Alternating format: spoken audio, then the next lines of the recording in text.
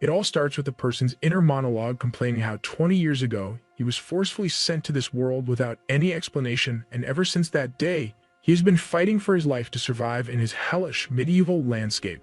A powerful explosion goes off, lighting up everything in the area. From within that explosion appeared a humanoid figure with red glowing eyes. And no, this isn't a monster, but our main protagonist. The monster is right before him, the final boss of this world, who showed surprise that a mere mortal was able to walk out of an attack of such caliber. In front of the creature are 4 individuals. The ugly bitch by the name of No One Cares, an old man who is a mage along with a side character no one asked for, and the one standing in the front, a knockoff version of Wukong, is our boy, the hero of this world named Hyun Seok, who was mocking the beast, asking if that was truly the full extent of its power. That obviously didn't sit well with the creature, so he prepared another powerful attack and lunged at our boy, who didn't even bother getting out of the way and went straight at the creature like a full-on psycho on drugs, and both of them clashed head-on.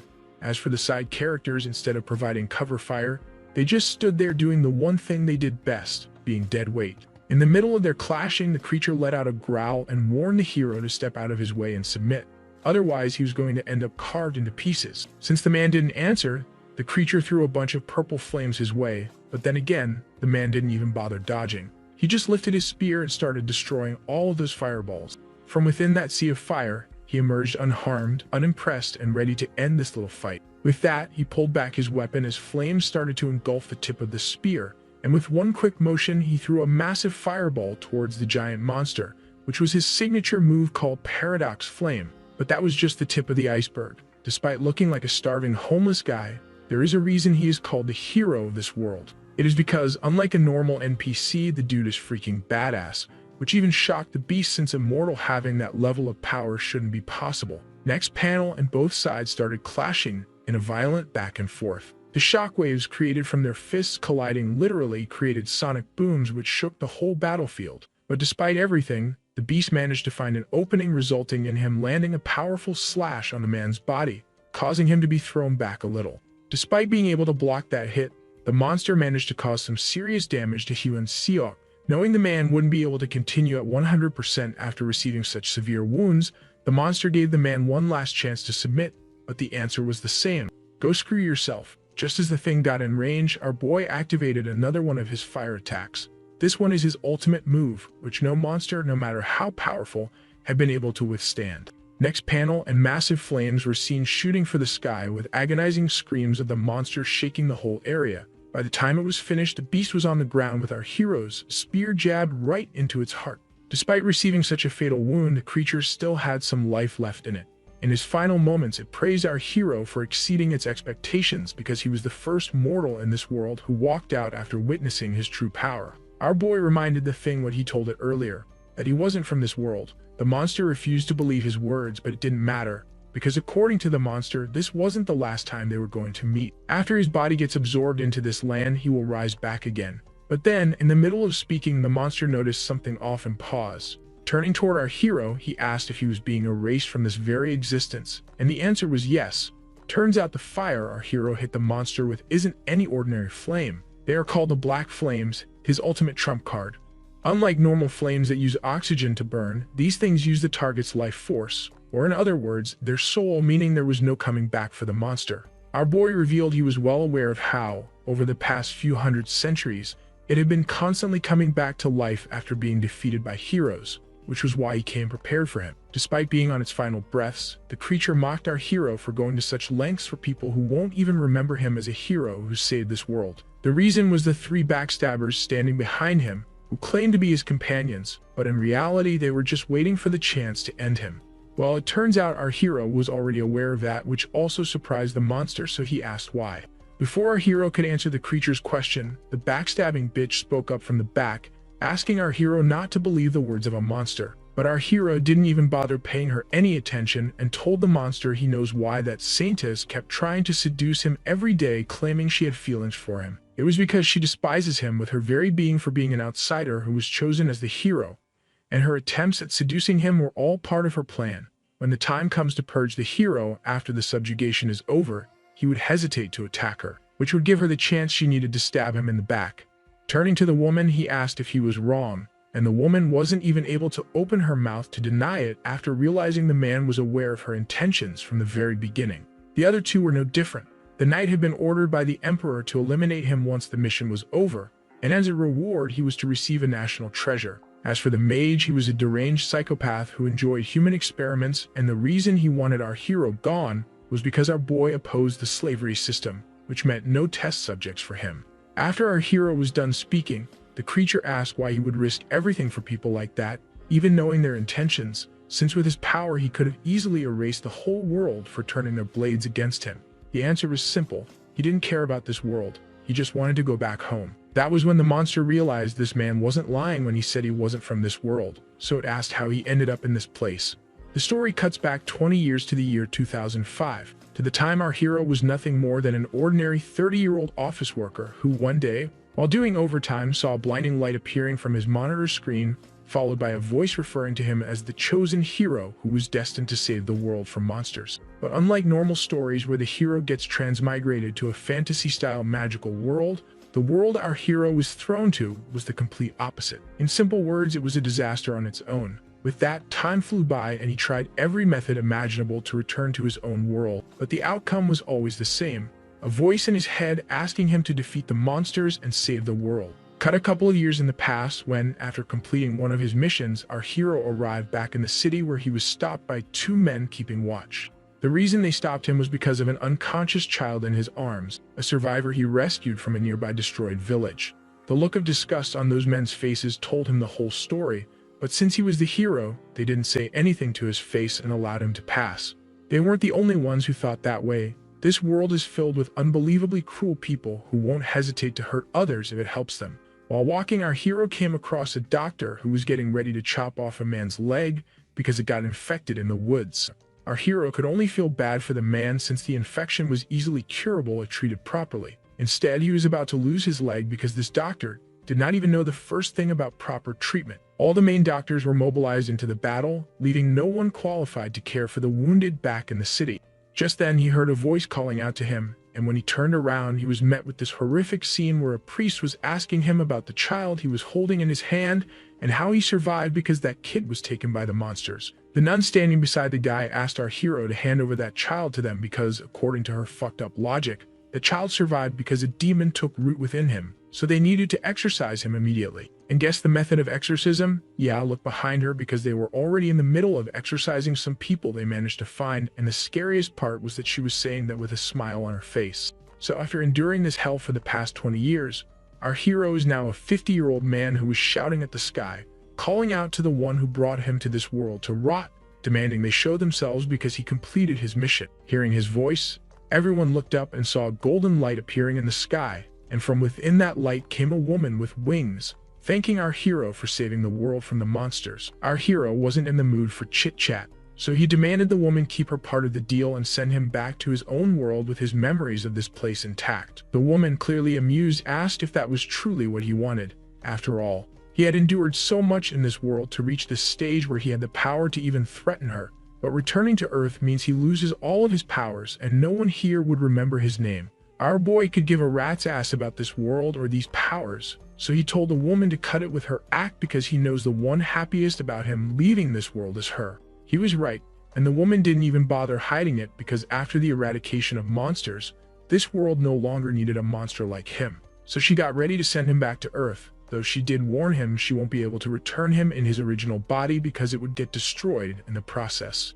With that, a blinding beam of light was shot at our hero, which started to destroy his body so his soul could be transferred to another vessel. At that last moment, Hyun asked the woman whose body he was going into, but for some reason the woman refused to answer that question and assured him he was going to get the answer to that question soon enough. Our boy, not even questioning if this woman was just trying to get rid of him, closed his eyes thinking to himself, as long as he returned to Earth, nothing else mattered. Cut to some other place and a person was seen slowly opening his eyes. From that cramped apartment and unfinished homework nearby, we already know it's our boy who, after surviving the hell, returned as a teenager. Getting up, he wonders where he was.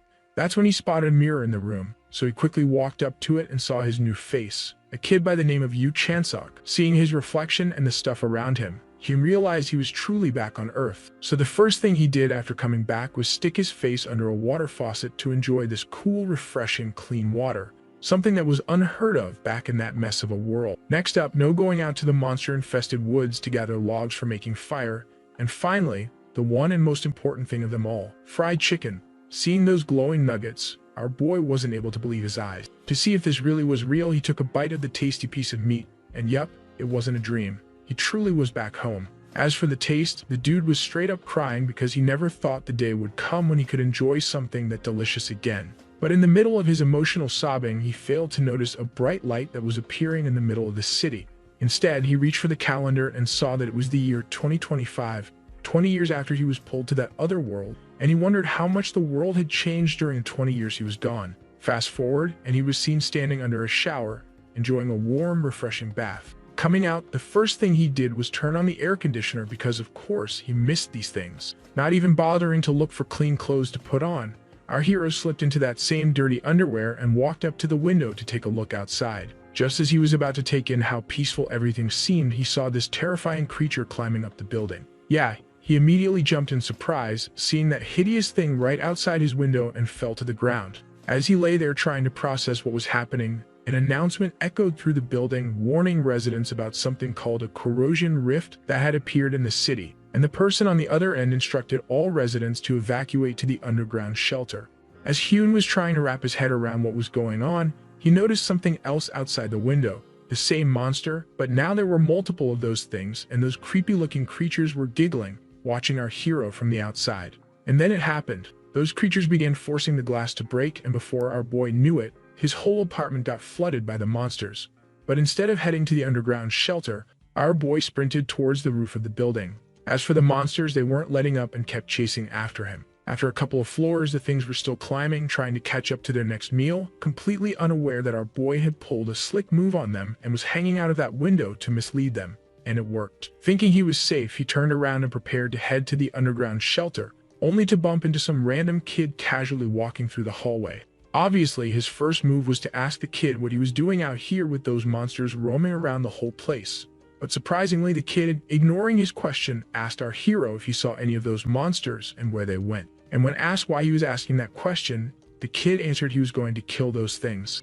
Cut a few moments, and both of them were seen walking towards the upper floors to find those monsters, with the kid explaining to our hero what was going on. Apparently, this whole monster stuff wasn't new. It started 13 years ago, so people were pretty much used to it by now. These things appear from gates called corrosion rifts, which could spawn at any place at any time with no warning. When they break, monstrous creatures poured out of them, and this was happening all over the world. After hearing that whole story, our boy was gritting his teeth while cursing that woman under his breath because he was sure she already knew what was going on in his original world, and she never warned him.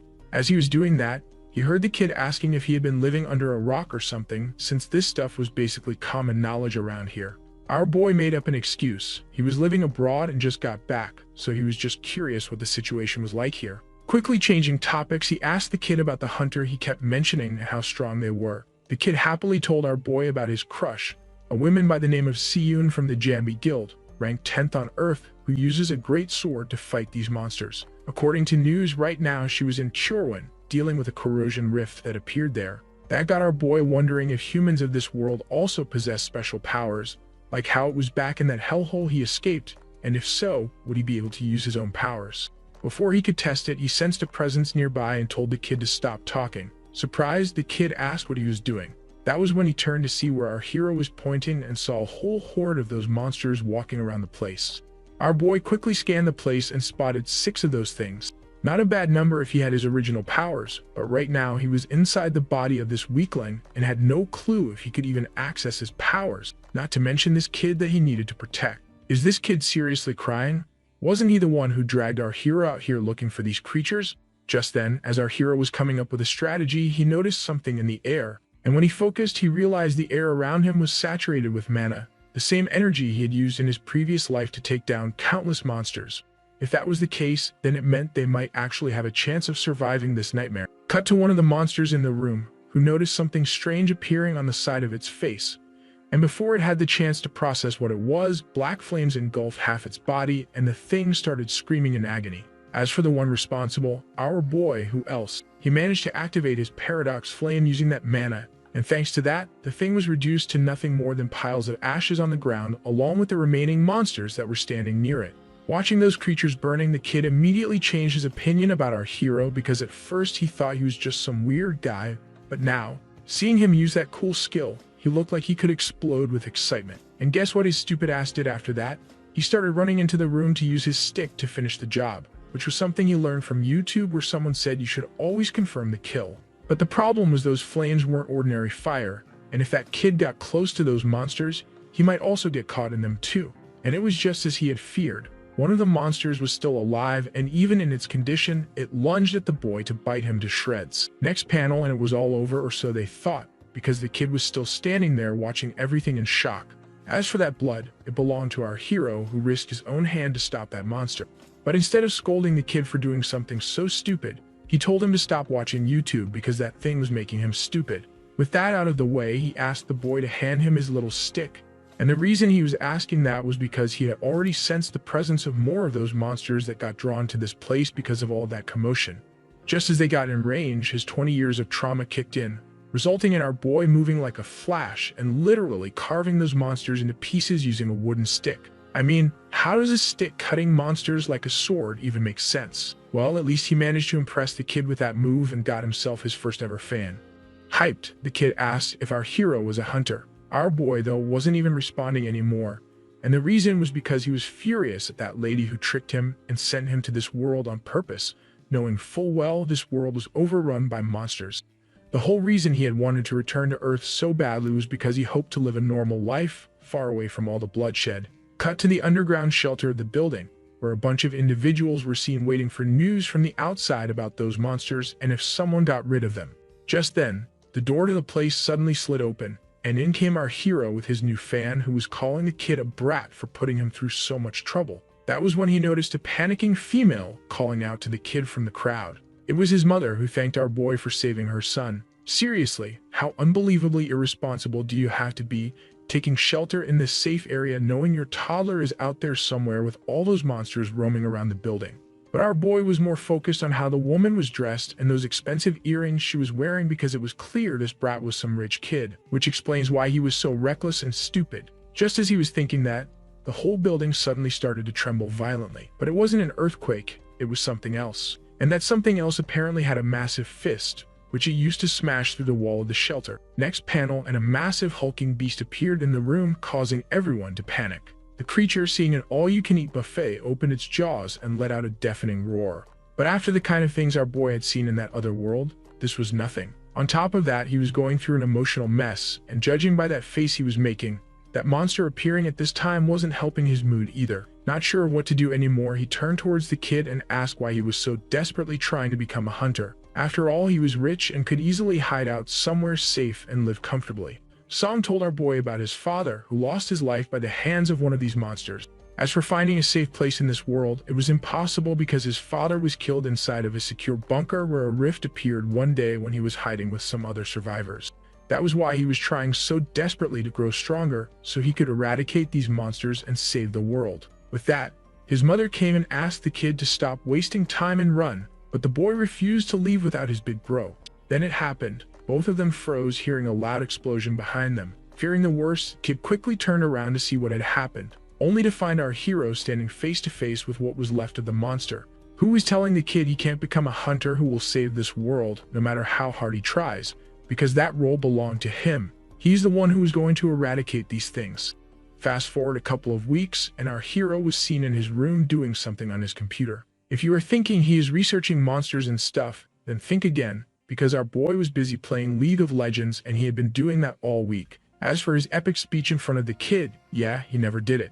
He lost interest almost instantly once the adrenaline wore off, and all he had been doing until then is eat, sleep, and play video games. His reasoning is simple. He had already saved the world once, so now he was going to let someone else take the spotlight. After that small victory in the game, our boy picked up his phone to order some food to celebrate. Yeah, that was when his eyes landed on the numbers on his bank account, and he froze because he burned through most of the previous owner's savings and was almost completely broke. To make it worse, finding a job in this new world was extremely difficult because of all those monsters running around destroying everything, since most of the companies had already gone bankrupt, leaving him with only one last option, and that was to become a hunter. Cut to the Hunter Association building, where the inside was packed with individuals with awakened powers who came to apply as hunters. In that same crowd, a smug-looking guy was seen clearly looking down on the people around him because he awakened something above average, and was commenting that the standard of the Hunter Association had dropped for them to be letting such trash take the hunter's exam. In that same place, another female character entered and immediately caught the attention of everyone around her. What do you know? It was Lee Se-yoon, the same girl our little song has a crush on, and I can see why. Turns out the reason she personally came for this recruitment test was because she was sent here by her guild to examine a candidate who was said to participate in the test and recruit that person into their guild. And everyone was wondering who this lucky person could be. We are shown a female by the name of Han Sang-ah, a bright and talented awakener who graduated from Hunter's Academy, possesses a special ability of electrokinesis, and uses a sword in battle. Se-yoon was sent here to evaluate this girl's abilities, and judging by the face she was making while reading through her file, the girl didn't seem impressed. But the man beside her asked the woman to give the kid a chance because she was the top scorer of this year. As the first man was trying to explain to the woman how talented this kid was and blah blah, the one sitting on the other end suddenly started shouting that hunting and corrosion rifts was real combat, so even if she had excelled at the academy, it did not mean she could handle real fights. Yeah, it turns out he was just sucking up to the girl and it worked. So as a reward, she handed the man some candy to suck on it instead and stopped screaming. But still, she knew the guy wasn't wrong. No matter how talented a person is, real combat was where their true strength showed. Just then, an announcement came through informing the audience that the first match was about to begin. But in the middle of reading through the details, the man noticed something strange about the first candidate, because unlike the rest of the participants, he was just a civilian with no prior training from the Hunter Academy. And yes, he was talking about our boy, who was getting really uncomfortable with so many people gathered around to watch him fight. As for his opponent, it was some blonde kid, also a spear user, but the announcer didn't even bother introducing his name or anything and went for the rules instead. First rule, no outside weapons allowed. They can only use the ones provided by the association. Second, inflicting life-threatening injuries is prohibited. With that out of the way, he ordered both contestants to move to their positions, and just as he gave the signal, the blonde bolted at our boy to end it quickly. And of course, he didn't forget to badmouth our boy before running to his imminent death. Our boy, on the other hand, didn't even bother reacting to his cocky rant. He just stood there waiting for the man to get closer. Just as he was about to drive that thing through his body, our boy vanished completely. This obviously surprised the fool because he didn't even see what happened. That was when he heard a voice from the side commenting on how clumsy he was with that spear. Before the guy could even react, boom, our hero literally dug his fist into his stomach with no hesitation. He wasn't planning on stopping there. He followed up with a stomp on the guy's foot. The reason he did that was because he was looking out for the guy so he wouldn't go flying out of the stage. And why would he do that, you may ask? Because he was planning on delivering a thunderous punch under the poor kid's chin. Yeah, that was it. The fool wasn't just seeing stars at this point. He was seeing whole galaxies spinning in front of his eyes. As for the crowd, everyone froze, but the one most confused was our hero because he didn't even do anything. He just landed 2 hits and this guy was already out. That got him wondering if this could be the average for a hunter in this world, and if so, this is just pathetic. Meanwhile, to the side, Se-yoon had her jaw hanging after watching our boy fold that noob like a lawn chair. So she asked her goons if they were sure this kid used to work at a factory and never received any training, and the men answered yes. On top of that, they never saw that kid use his mana during that fight and were sure he just got lucky. But the woman just tossed another candy bar at his face, and the reason was she wanted the guy to shut his mouth. She quickly contacted someone, saying that this kid was intentionally not using mana for the fight, which made no sense because the strength he just showed should be impossible without using skills or mana. Back in the arena, it turns out that Blonde was still conscious after that beating, and our boy was getting ready to change that. Just before swinging his fist, he assured the man he would try to make this as painless as possible. Yeah, the fool tried to forfeit, but no chance our boy was stopping. Next panel, a loud bone-cracking sound rang through the whole place with the guy plopping to the ground. The announcer declared our hero the winner of the match. Cut to the audience, and a bunch of men were seen discussing our hero and his performance, which caught Se-yoon's eye. The reason she was showing interest in these people was because they were also scouts, sent by different guilds to look for talented individuals. Since it was clear those men were interested in our hero as well, she decided to make her move and bag that kid for herself before anyone else. Watching her leave, her associate asked the woman where she was going because the second round was about to begin. The woman answered, saying she was going to have a little chat with the association president. Cut to our boy who mopped the floor with the second opponent as well without even breaking a sweat. Then came the third punching bag, same story, one punch knockout.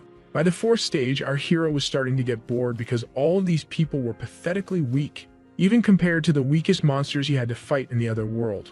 Just as he was hoping for a decent fight, a candidate stepped into the ring, and almost immediately, the crowd started complimenting her for her beauty and talents because she was the reason all of them came to see this tournament in the first place.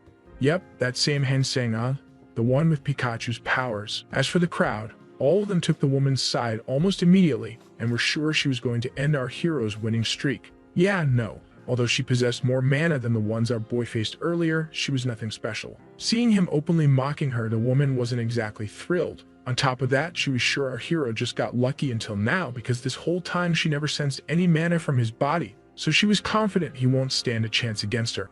But since our hero clearly wasn't in the mood for a chat, she reached for her blade to end this quickly. Although, she did warn him she wasn't planning on holding back just because he didn't possess any special skills or mana.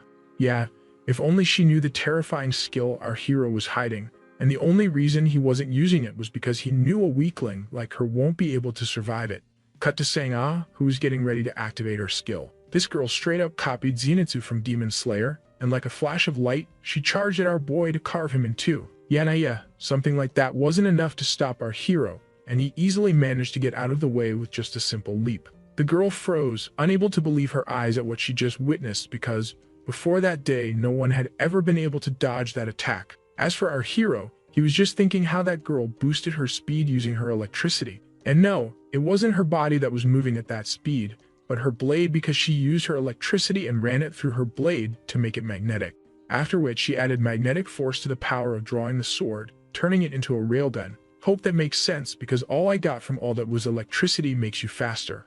Our boy though wasn't impressed because this girl still had a lot to learn about real combat. Surprised, she asked what he was trying to say. Our hero began lecturing the girl about her critical mistake. In order to accelerate her drawn sword even faster, she laid down a magnetic rail in the air, and that was something he saw coming from a mile away.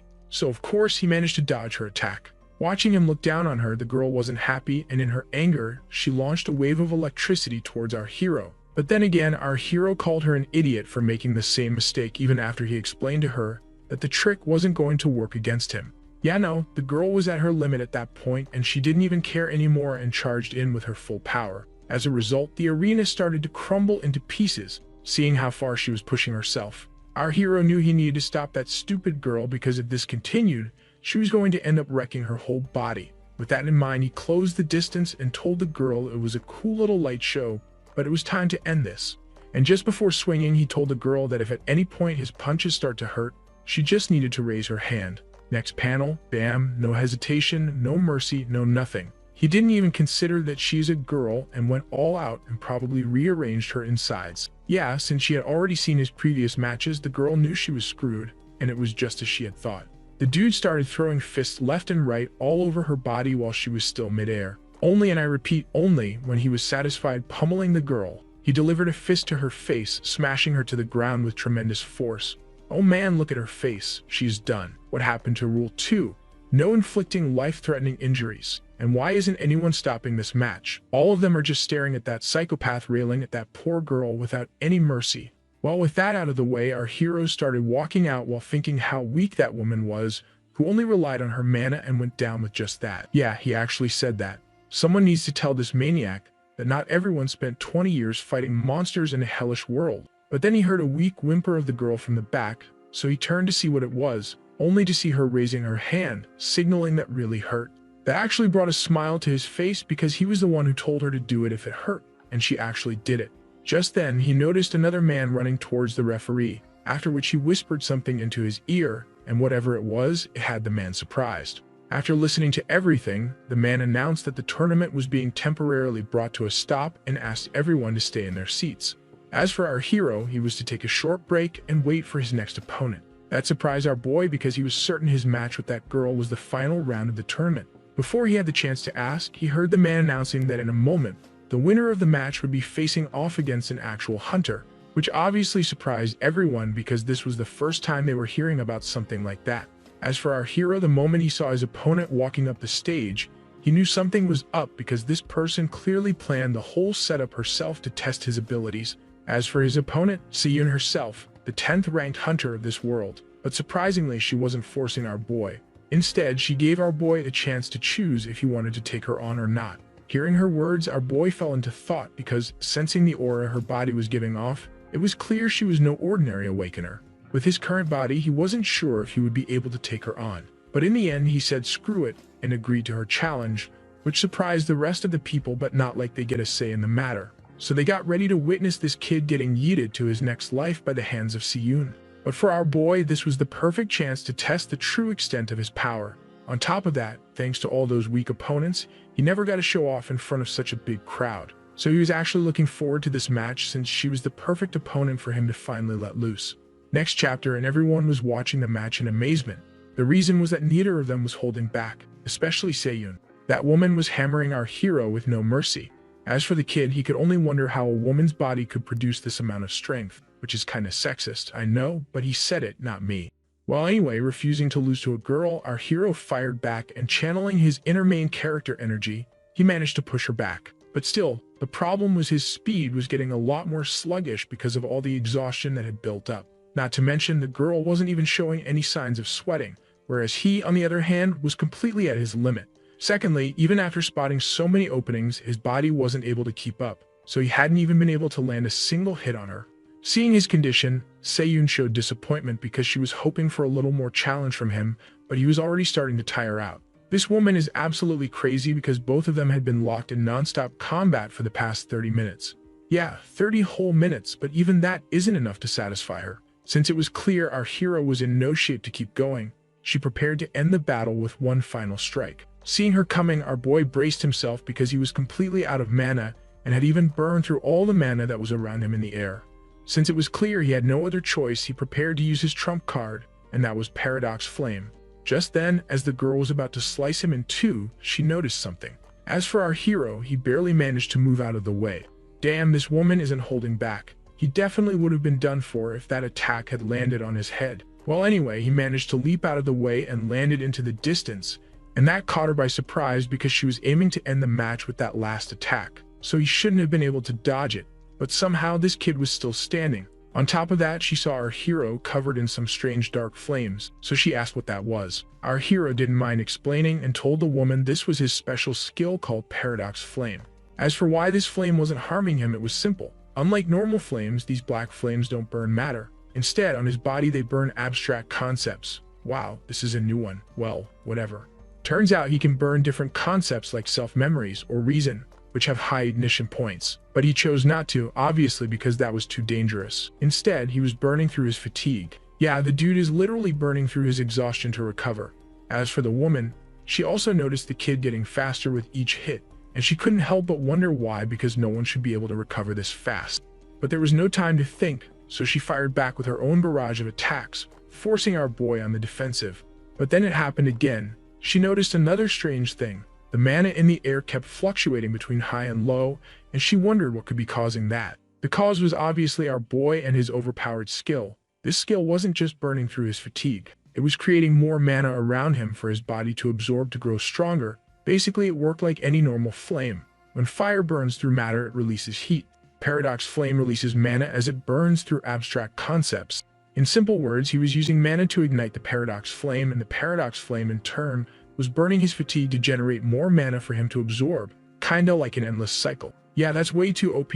Well, anyway, that didn't mean Seyun was going to back away. It just made her even more fired up, and she literally started destroying everything that came into her path to get to our hero. But the fool was like a cockroach that just won't die, no matter how much she crushed him. So she asked how long he was planning on keeping this up. Smirking, our hero told the girl he still had plenty of gas left in the tank, so he could keep going for a while. And the Chad actually had the guts to ask that absolute powerhouse who can fold him like paper anytime she wanted if she liked guys who didn't know when to quit. Yeah, no, she absolutely despises those kinds of men.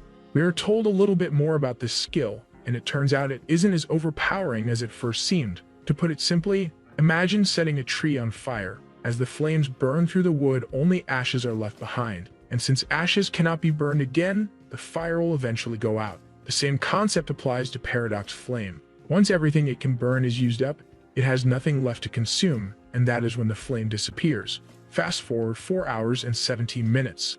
Our boy was on the ground with the woman with unlimited stamina, asking if he was good for round 2. But our boy was so exhausted that he didn't even have the energy to say a word, so he just signaled with his hand that he forfeited the match. To that, the girl reached into her coat and brought out a big-ass lollipop for him to lick, and the moment her subordinate saw her bringing out that thing, both of them froze. I still have no idea what's so special about handing out candy. Well, whatever. She even had her business card with that thing and asked our boy to give her a call when he recovers. Waving goodbye, she said there was something important she wanted to discuss with him, so she would be waiting for his answer. Fast forward, and our boy was biting down on a lollipop like an animal while checking out an app on his phone that was linked to his hunter license. And that amazed him because back when he was pulled out of this world, they used to hand those things out on paper, but now everything was right in the palm of his hand. While walking, he heard someone call out to him. Looking up, he saw a muscular man standing before him, asking if he was Chansok. Our boy answered yes and asked for the man's identity. Instead, the guy handed him his business card, and upon reading it, our hero saw that this guy was also a partner hunter like that psycho lady Siyun, and his name is Yusong Hyon of the Tarbark Guild. The reason he came after him was obvious. He wanted to scout our hero for his own guild, promising a good pay. Yeah, a good pay was tempting, but not as tempting as a tall waifu who wants to end you. So our boy fell into thought, and after thinking for a bit, he slipped his card into his pocket and told the guy he needed a little time before making a decision. The man had no objection to that, so he prepared to head out. But just before leaving, he placed his hand on our boy's shoulder and, getting close to his face, literally threatened our boy to think carefully before making any decision. Yeah, our boy didn't even know what just happened. Was that a warning, a threat, or was this just the way humans say please in 2025? Whatever it was, one thing was certain. No way in hell he was joining a guild with a psycho like that. Cut to our waifu, who got a call from our boy telling her he wanted to have a chat and asked where they could meet. She told him about a cafe by the name of the Hut, where she was right now, and asked him to meet her there. Cut to the hut, and inside, the first thing our boy saw was this radiant smile of a potential waifu who welcomed him into her hut. Just then, he spotted Siyun sitting in one of the seats, motioning for him to come over and sit down. Seeing his face, the woman knew something was up, so she asked if everything was all right. Our boy told her about the musclehead he bumped into earlier, who tried to threaten him into joining his guild. He didn't even have to say the name because she already knew he was talking about Hyon. And with that guy setting his sights on him, she told our hero to forget about any other guild approaching him. Smirking, our boy asked if her guild was also in that list, but the woman plainly told him no. On top of that, she never said she wanted to recruit him into her guild in the first place. Confused, our boy asked what all that beating she gave him was for if she didn't want to recruit him. Instead of answering, she suggested our hero stop thinking about joining any guild altogether and work as a freelance hunter instead. She explained that Hyon was probably thinking of offering him a junior position in his guild, and she advised against it. Our boy had no clue what this junior position was, so he asked the girl to explain. Surprisingly, she didn't mind and started explaining how guilds worked in this world. First things first, ranks for hunters belonging to a guild are usually divided into 3 levels: junior, senior, and partner. Partner is the highest level a hunter can reach in a guild, who is in charge of junior and senior partners, who in turn are in charge of senior hunters and junior hunters.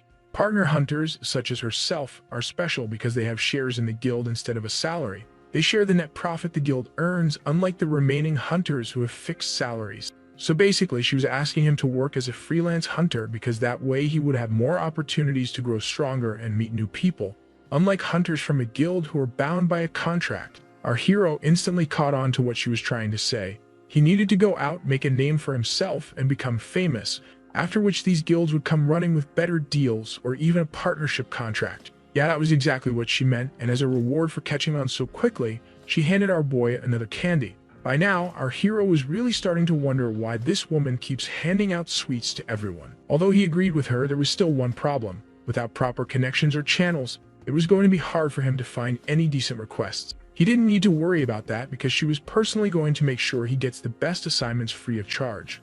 Of course, our boy knew there is nothing free in this world, so he asked the woman what the catch was. Nothing major, just in the future, once he has built enough of a reputation to be recruited by a major guild, she just wants him to remember there was a place called Janabi. In simple terms, she was putting him in her debt so she could recruit him into her own guild after he had gained enough levels. She did, however, tell our boy she wasn't forcing him to do anything, At the end of the day, it was his choice. After she was done speaking, she slid a file across the table, telling him to take a look. Reading through the details, he saw that it was a request from Incheon City about a place called Jeodondo Island, where a corrosion zone had formed 2 years ago after a failed attempt to eliminate a corrosion rift. They were looking for hunters who would scout that area and get rid of any new corrosion rifts that might have appeared in that place. Damn, this is chapter 3, and we are already at Jeju Island arc. Turns out the mission started in 1 month, and the pay was 5 million won up front, with an additional 15 million upon success. But considering this is a life-threatening job, the pay wasn't exactly that great. But the thing was, he didn't get to choose a job. If he thinks this is unfair, then he needed to get stronger and more famous, and the money would start flowing into his pockets, even if they were already full. After explaining his situation, the girl asked for his answer. Fast forward, and a limousine was seen speeding through the highway. Inside, Seon was on a call with someone who was asking about our boy. She told him everything. His name, how he is a civilian who cleared a weapons mandatory tournament with his bare hands. The guy answered, "Not bad." The girl told him that the phrase "not bad" wasn't appropriate to use because this kid lasted 4 hours against her, but the man was sure she wasn't giving it her all and limited her powers. Seon reminded the man she was a battle-hardened veteran hunter with 10 years of experience, and all of her experiences had been built upon surviving hellish places. Normally, she should have been able to toy with him, but not like this. The fact that he lasted 4 hours against her said a lot. The man agreed, but he was still curious as to why she handed him this specific mission, because she knew they were only recruiting veteran hunters for this job. He was sure no matter how skilled this kid is, the other hunters won't appreciate working with a complete newbie who has no idea what he is doing. Seon had already thought of that, so she assured the man not to worry because she paired that kid with some reliable people. With that out of the way, he asked the woman what her views were on that boy and how strong he might become once he reached her level. The girl told the man he might not like the answer to that question, but if that kid manages to reach that point, he would be strong enough to take down him and the rest of their guild all by himself. Cut back 1 month earlier, and a delivery man was seen bringing a large package to apartment 15-6, which I assume belongs to our hero. As for the thing, it even had the delivery guy confused because it was just too heavy, and he wondered what it could be. Cut to the inside, and our boy was seen sitting in front of the massive thing and showing surprise because even he didn't expect it to be this long. As for what the thing is, it's a massive spear which our boy ordered online even though he was almost out of money, so it makes no sense how he could even afford something like that. Not just that, he even ordered a bunch of mana elixirs for training his body. But before getting into why he needed mana potions when he could literally draw mana from the air around him, there is something important about mana in this world that you need to know. To start it off, this mana potion is made of condensed mana that hunters could use to quickly replenish their energy. A typical hunter stored mana inside their body, kind of like a water tank, and used it whenever needed. Our hero, on the other hand, doesn't do that. He skips the storage process and breathes in mana like air from his surroundings. The advantage to this is that as long as there is mana around him, he could keep fighting without worrying about running out. That's just one of the advantages. The second advantage is that with his body constantly absorbing and releasing mana, his mana channels gradually grew stronger and wider, allowing him to handle more mana at once and making his attacks far more powerful. This is exactly why he ordered these mana potions, because he didn't have much time before his first mission, and he needed to grow his mana channels as much as possible with the time he has. So he planned to drink the potions to replenish his body with mana and constantly push it through his channels by releasing it again and again. Hopefully, that explained it. Cut back to the present, and the hunters were showing their identifications to the man in charge and being assigned to their teams. Our boy was quietly listening to their whispering from the back, and honestly, all of these guys are a bunch of cowards who just want to get this over with. Just then, our hero heard a voice calling out to him, and when he turned around, he saw Sang-ah standing there. That wound on her shoulder doesn't look good. Hopefully, it wasn't caused by our boy pummeling her to the ground during the test.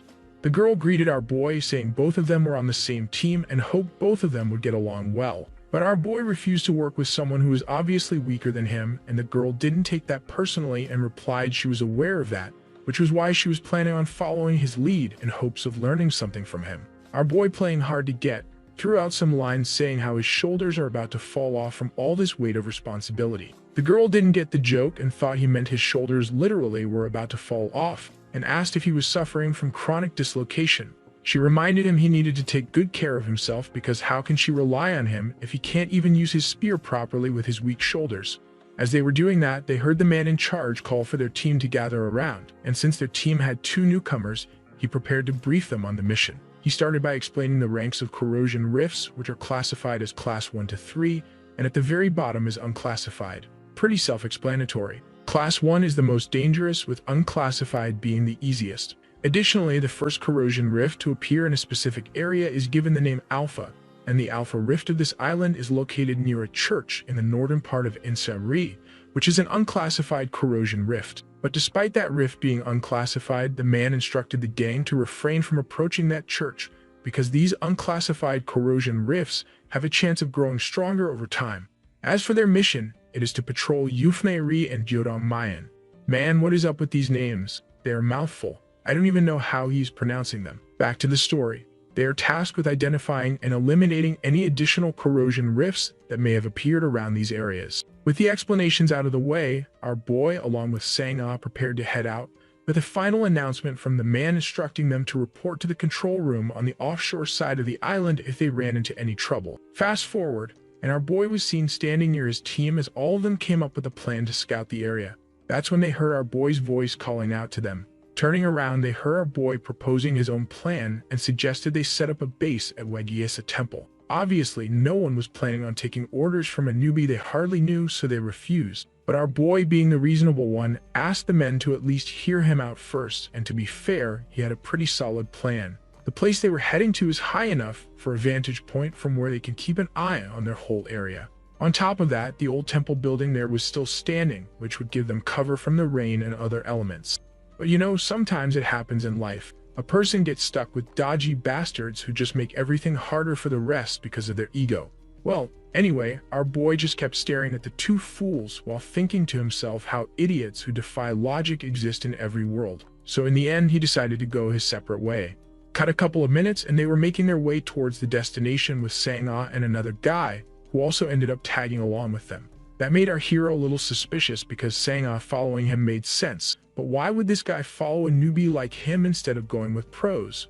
So he directly asked the man the reason. The guy named Kim Min Hee answered he was just worried about the two of them because they were newbies. Hearing his reason, our boy thanked the man while thinking, at least he managed to come across one decent person here. But then he spotted something and stopped, after which he signaled the two of them not to make any noise. Confused, the guy asked why they were stopping all of a sudden, so our boy told him to take a look ahead. The man did as told, peeped through the corner, and sure enough, a whole bunch of goblin-looking creatures were camping in their path. Seeing their numbers, Min Hee suggested they take another route because there were just too many of those things. Our hero was planning something else, so he asked the man to calm down, after which he asked what kind of skills he can use. Min Hee immediately caught on that the guy was planning on taking on those monsters, so he tried reasoning with our hero, but was reminded they were hunters whose job was to eradicate those monsters. He asked him once more what his unique skill was. Seeing his expression, the man told him he can use flame-based abilities, so our boy asked about his strongest fire attack, which was a fireball. That was all he needed to hear, so he told the man to get in position and wait for his signal. But the man still tried telling him to reconsider because there were almost 50 of those monsters, but instead heard Sang-ah asking for her role. Seeing that both of them were dead set on doing this, the man told them both to think for a minute because this was their first ever mission and they were being too reckless, and suggested they radio for backup instead. Our boy told him there was no use because the other hunters won't be able to reach them on time. Turns out, unlike the three of them who were in the middle of this hellhole, the rest of the hunters were scouting the coast of the island. Our boy also pointed out this was a good chance for them to take out these monsters, because if they scattered while they are waiting for backup, they would become a threat to the other hunters. Min Hee knew the kid was not wrong. If those things entered the thick forest, they would be much harder to spot and could become a serious threat to the other hunters. On top of that, after their earlier conflict, there was no guarantee their teammates would even come for their aid.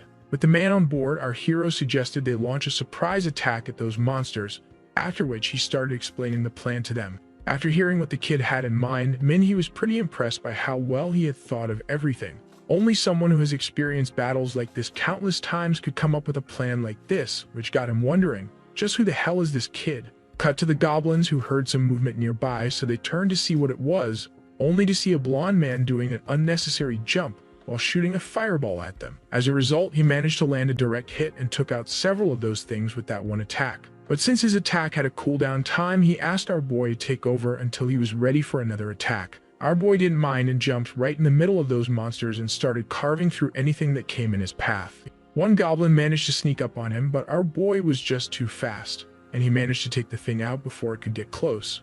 Then came the turn of another one that was watching him from the side, so our boy leaped at the thing, but it turned out that it was just a distraction. The one aiming for these monsters was someone else, and they struck, chopping all the monsters in the blink of an eye. After taking out several of those things, Sangha also needed time to recover her mana for another attack. And lucky for her, Manhwa was already done charging up his fireball, so he shot the thing right in the middle of the horde, resulting in a massive explosion. Luckily, our boy managed to move out of the way just in time, but he wasn't done.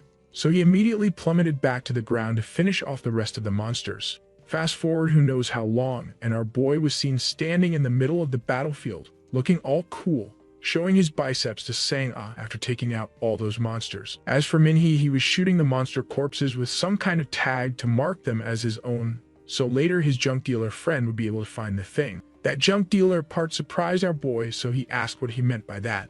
Manhwa explained they are like a collecting team who would arrive at this island after their mission is over to collect these corpses and other valuable items, after which they appraise the items and sell them to split the profit, where they would keep a commission based on the contract, and the rest goes back to the hunter who implanted the chip.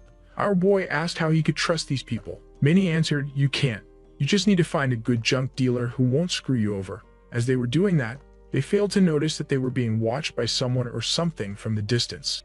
Thinking that they had dropped their guard, a massive bat-like creature lunged at the three, but luckily our hero managed to move himself and Manhwa out of the way. Surprised, they turned around to see what it was and saw the massive thing standing there howling at all of them. This creature was definitely a problem because the amount of mana it was giving off was on a completely different level from those small fries they just took out, and our hero was wondering if this thing could be their leader. But knowing this fight wasn't going to be easy, he shouted for the two to stay out of his way and let him handle the creature. No way they were going to let him face that thing on his own, so both of them refused. But our boy wasn't taking no for an answer, so he shouted for both of them to just do as they were being told, asking if they wanted to go home and body bag. That scared both of them, and they fell silent and decided to just do as he was saying. Our boy, on the other hand, had a plan, but for it to succeed, he couldn't let anyone interfere because that would only slow him down, since that plan included using his special flames. So if anyone else got caught in the crossfire, things would get messy. Fast forward, and Manhwa was standing there ready to provide assistance to our hero if things started going south. But Sangha assured the man there was no need because even though it looked like Chanseok was being pushed back, that creature hadn't been able to land a single hit on him yet. That wasn't the only thing bugging our girl, because this kid was unbelievably fast. Even her, with her special abilities, wouldn't have been able to dodge those attacks from that monster.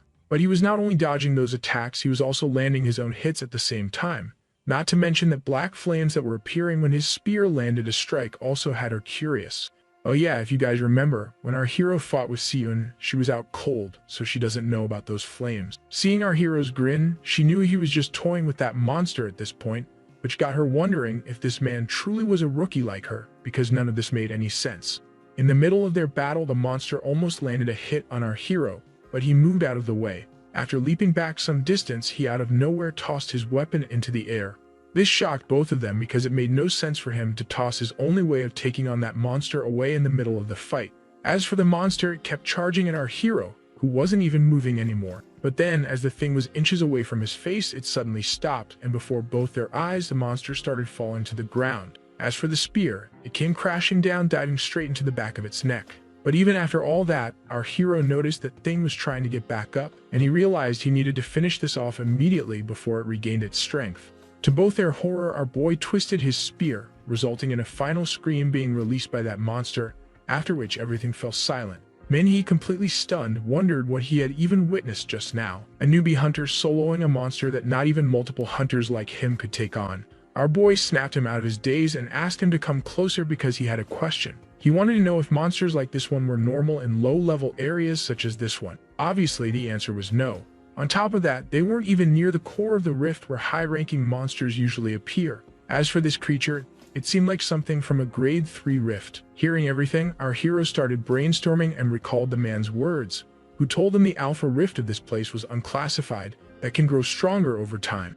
If that was the case, the only explanation was that the rift of this island has gone up to grade 3. Sangha refused to believe those words. After all, according to the briefing, this rift was nowhere near that dangerous.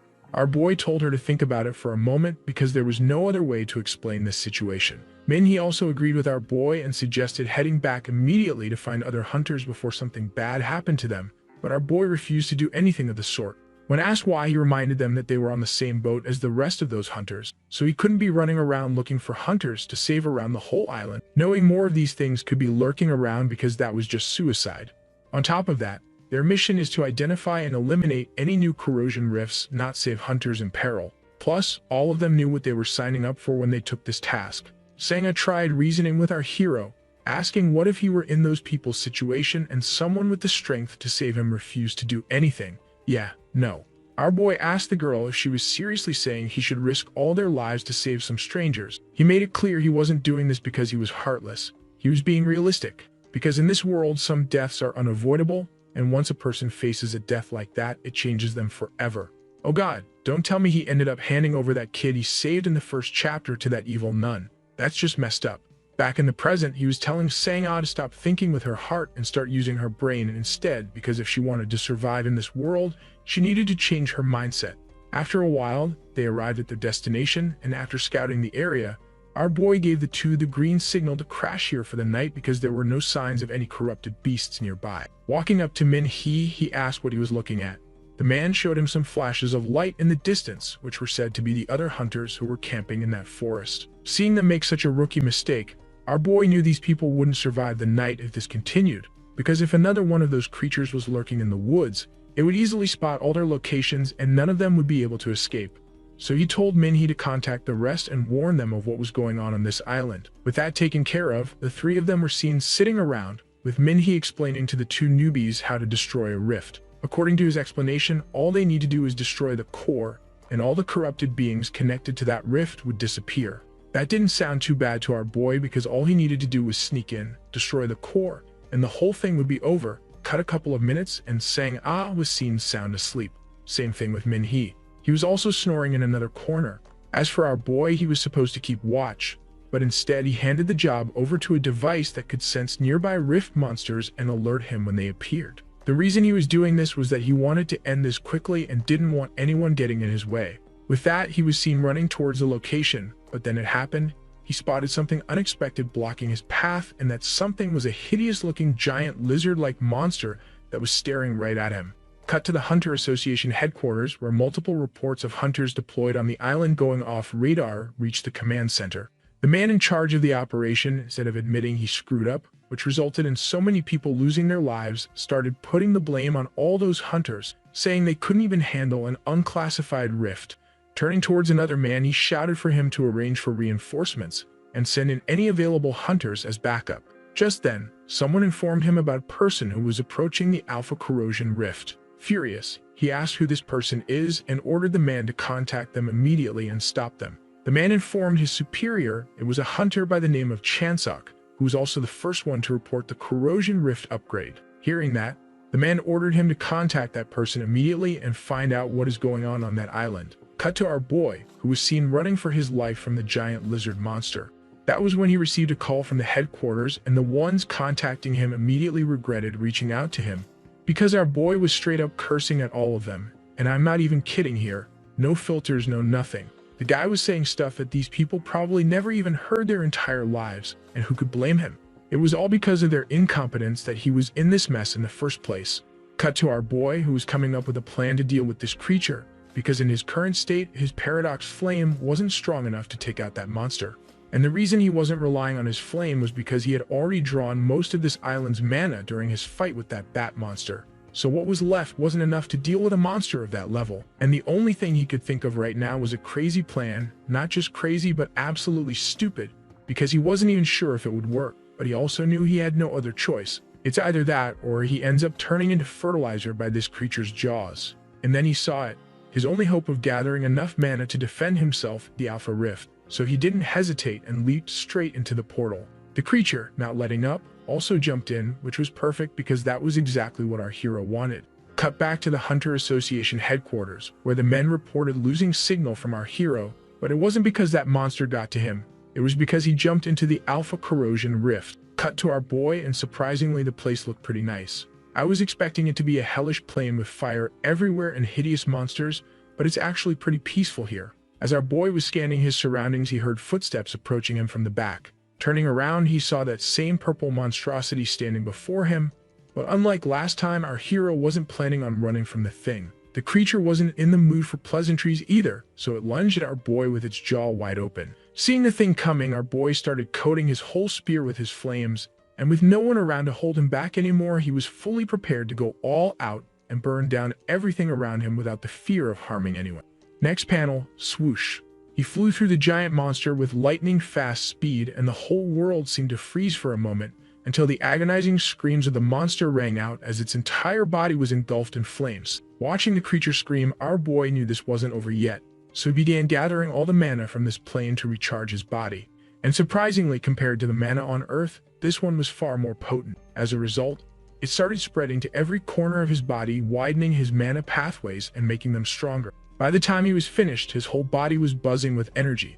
As for the creature, using what little strength was left in its body, it stood back up. And since it was clear to the monster that this was its end, it refused to go down alone and let out a loud screech. As that happened, our boy noticed some kind of ripples forming above them. Turns out the creature was calling for reinforcements, and it succeeded, because our boy found himself surrounded from all sides by those bat monsters.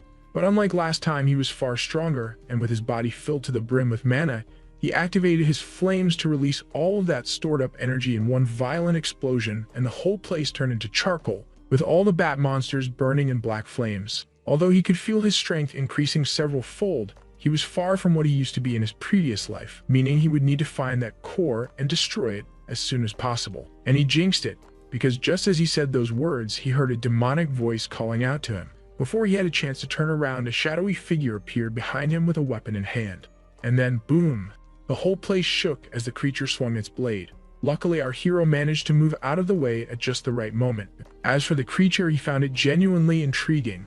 Not only did it possess the ability to speak, but it also possessed intelligence, because it had been watching him all along and was waiting for his flames to die down so it could strike when our boy was vulnerable. As for the core of this place, yeah, it was standing right before our hero, meaning if he wanted to end this once and for all, he would need to take out this monster. So he got ready, wondering if his body would be able to handle that technique. To test it, he started running at the monster, and after closing the distance, he swung his spear, but the creature managed to dodge the attack. But then something started happening. The place where our boy had landed that attack began to glow, after which the thing saw cracks forming on its weapon. With that, bam! The creature went flying through the air as all that energy tore through its body. But the creature wasn't done, so it immediately launched one of its own attacks, but our boy managed to dodge it with ease. And using the chance, he swung his own spear, but the thing used its agility to its advantage and leaped over our boy to catch him from the back. But what it didn't realize was that it was already checkmate.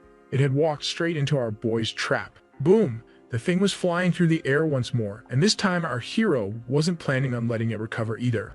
So he delivered a devastating slash right on the monster's chest, resulting in its whole body being torn into pieces by the follow-up attacks.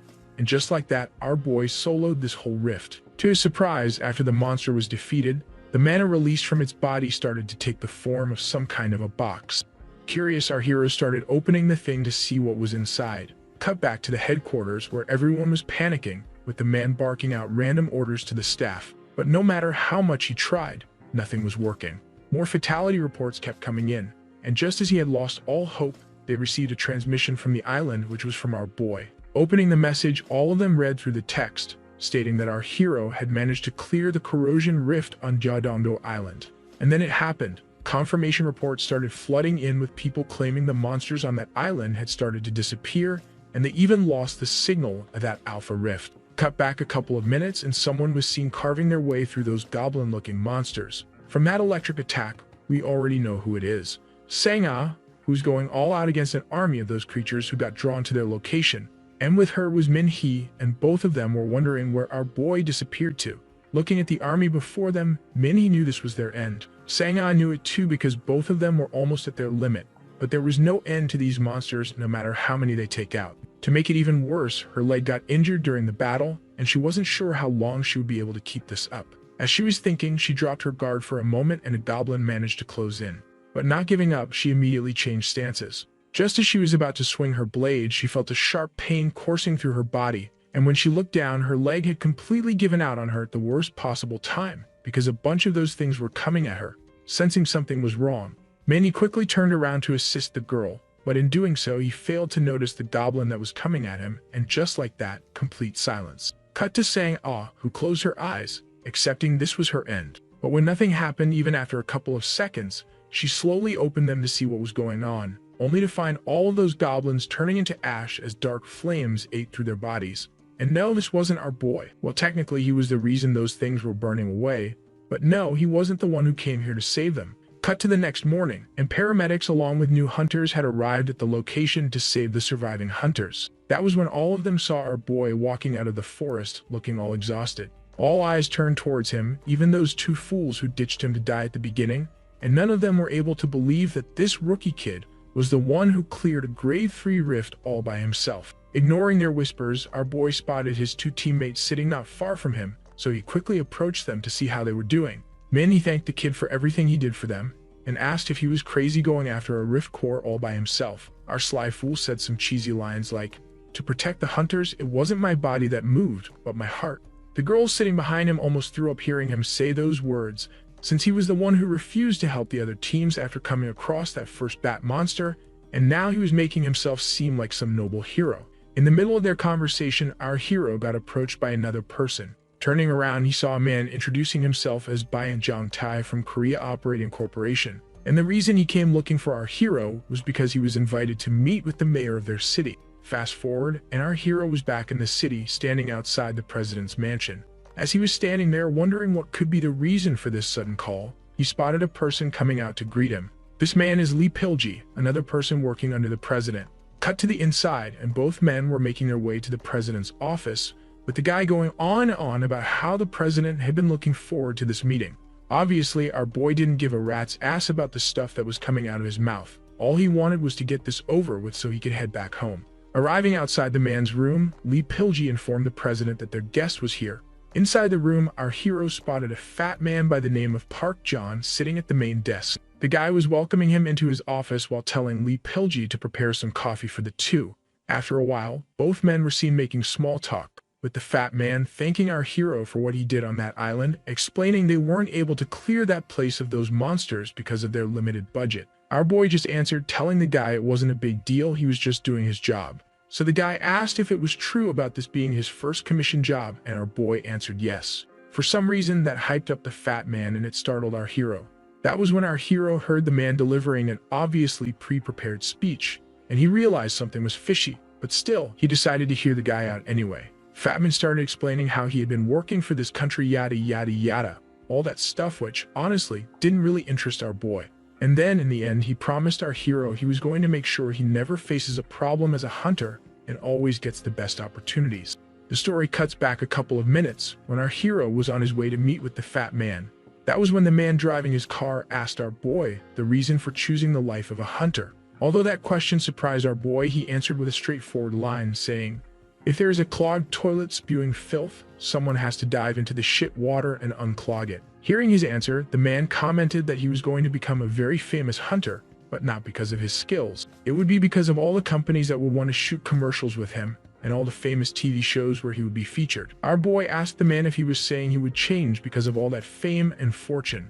The man answered yes, explaining that he wasn't the first hunter he had met with remarkable talent. All of them became intoxicated with popularity and honor, losing sight of their duties.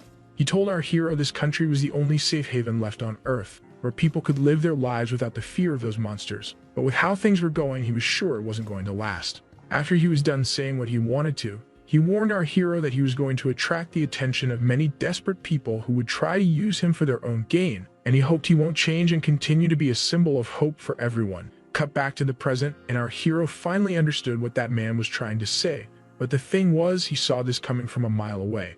After all, this wasn't his first rodeo with power-hungry people. Having lived such a long life and suffered through countless hardships, he already knew this was inevitable. With that in mind, he asked the fat man what he was offering in return for his support, and if it had something to do with the upcoming election. Turns out he was right, that was exactly what the man wanted. To change how people viewed him by riding on our boy's newfound fame. Because with how he had been running things, it was just a matter of time before he got thrown out of this office. And the way he wanted to do it was to lie to the public that he was a talent scouted by him, a rookie who came from nowhere, but the mayor recognized his talents and nurtured him into becoming a powerful hunter. To sweeten the deal, the man promised our boy that he was going to secure many contracts with overseas companies operating in their city. For instance, the model for this coffee brand's contract was about to end soon, so they could replace their face with our heroes. Before the guy could continue, our hero asked him to stop and straight up asked the guy if he takes him for someone cheap. He told the guy he knew he was desperate, so there was no use hiding it with all these cheesy offers. On top of that, he wasn't a fool and knew very well he didn't need his backing for any of that stuff, because all those companies would come looking for him on their own after the world finds out what happened on that island. Seeing him getting ready to leave, the man desperately tried to stop him, offering him high-paying commissions, but our boy wasn't interested in any of that. And just before leaving the room, he asked the fat man to give his congrats to the coffee mix model, since she'll be able to extend her contract. Cut to the outside, and two men were seen standing under a bridge discussing something in secret. The one with the hoodie asked the guy in the black suit if their test of Geodongdo Island truly failed, and the guy answered yes. But he did have some good news for the hoodie man, and when asked what it was, he showed him a clip from this year's Hunter Association certification exam. And yep, it was our boy using his black flames to take on Siyun, and for some reason, seeing his ability brought a smile to the hoodie guy's face. Well, that's all for today, folks. I hope that you enjoyed it. If you did, please leave the video a thumbs up, and if you want to know what happens next, hit the subscribe button. Until next time, take care.